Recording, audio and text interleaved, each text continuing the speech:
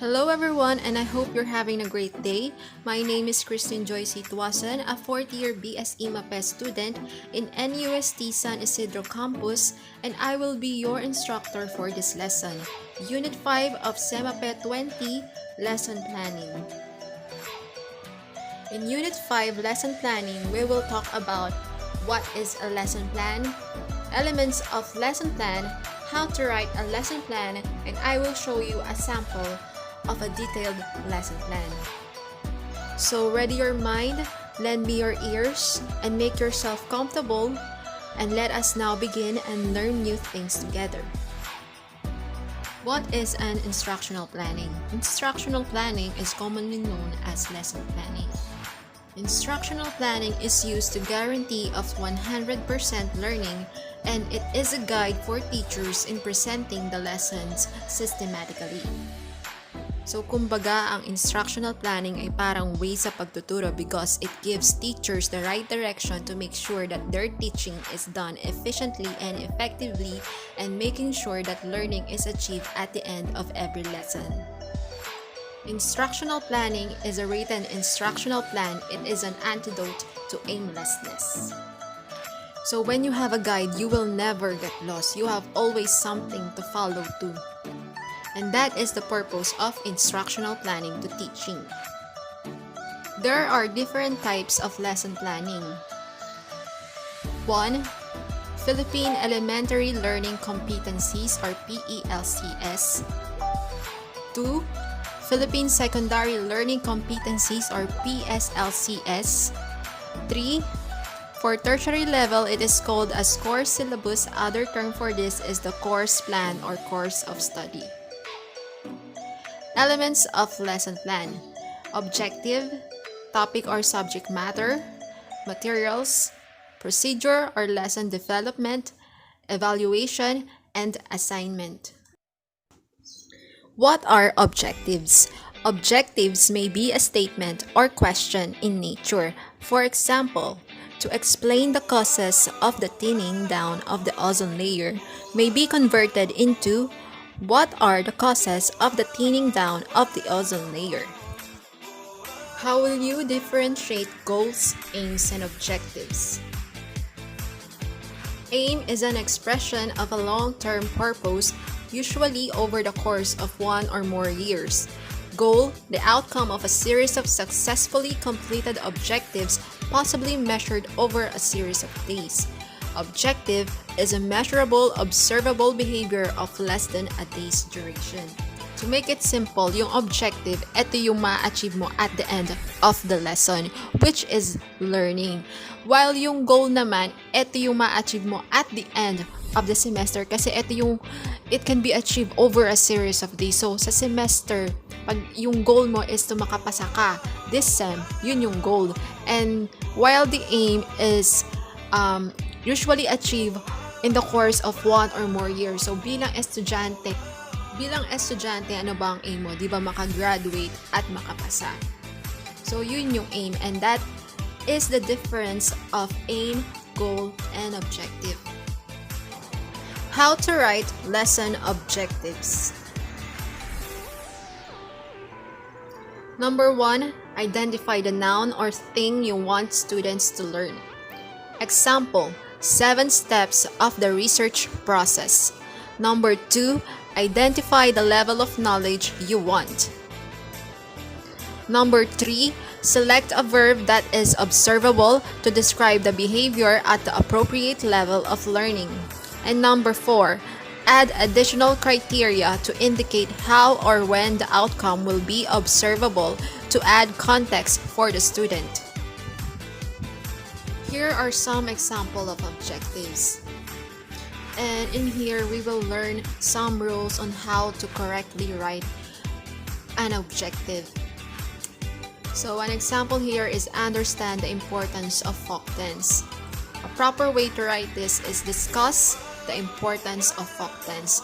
So the rule here is avoid the use of not measurable verbs. Understand is not measurable. You can't measure how the student understand. So instead of understand, we write discuss. Second example, discuss and executes the fundamental position of folk dance. And the revised version is create the fundamental position of folk dance.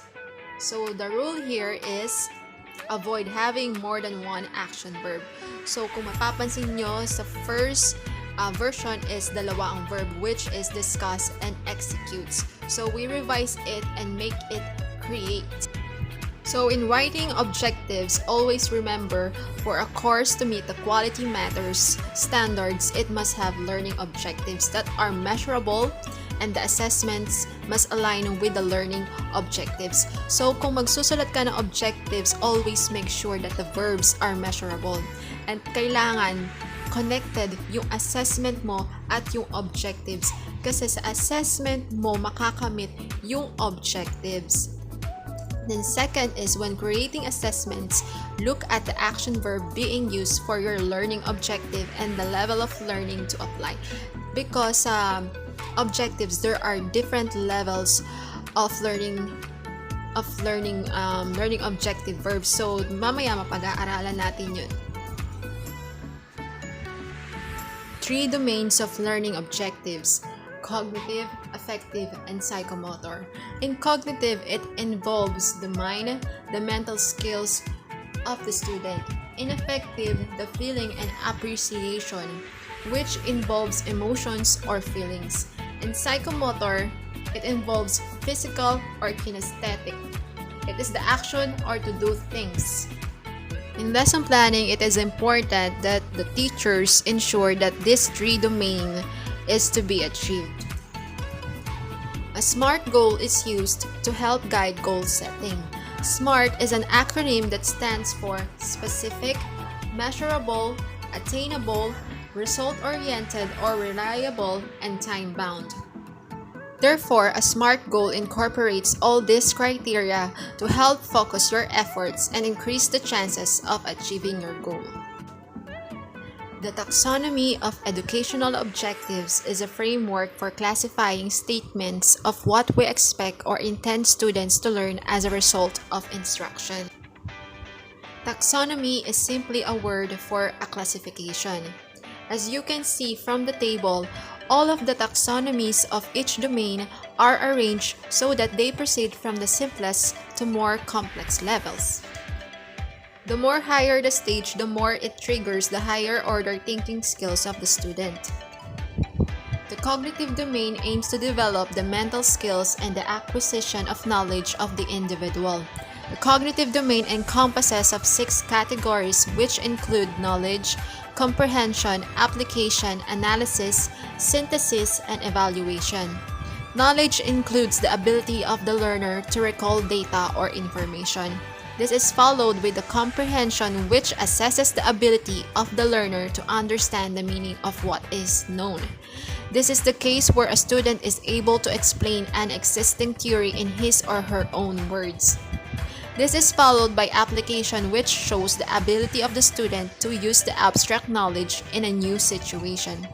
A typical case is when an economic student is able to apply the theory of demand and supply to the changing market trend of clothing during a particular season.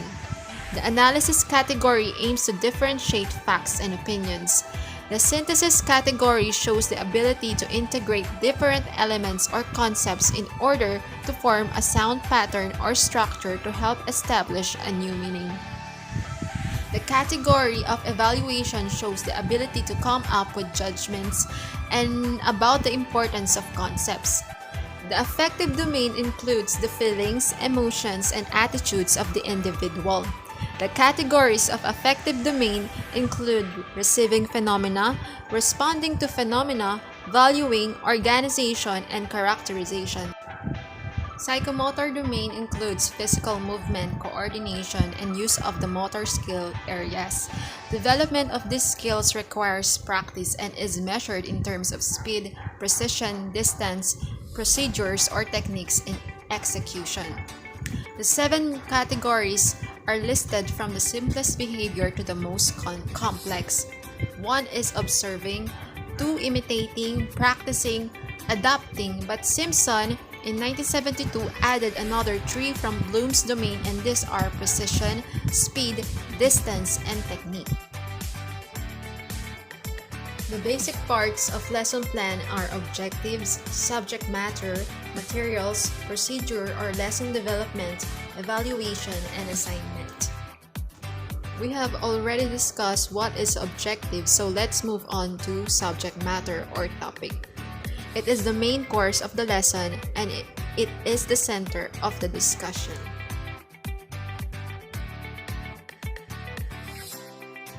Materials, it is the instructional materials and media used, and it is to make the abstract concrete. Procedure, it starts with motivation, then checking of attendance and ID plus the uniform, review the past lesson, and apply a method. In a procedure, there are 5 major elements: motivation, teaching procedure, formative check, student participation, and closure. Homework or assignment. They are the synapse strengtheners. They enforce the retention of concepts, and it will serve as the preparation for the next lesson. To have a better understanding on what are the contents of a lesson plan, here is an example of a lesson plan for physical education about fundamental position of folk dance. So first part is the objectives. In the objectives, we must see the 3 objective domain: the cognitive domain, affective domain, and psychomotor domain. The next part is the subject matter. In here, we will see the topic of the lesson plan or the lesson, the reference used, the pages, and the materials to be used in the lesson. The next part is the teaching strategies. In here, we will see the preparation, which includes the routine activities, review of the past lesson, motivation, and it will now proceed to the lesson proper. You will see here the interaction between the teacher and the students.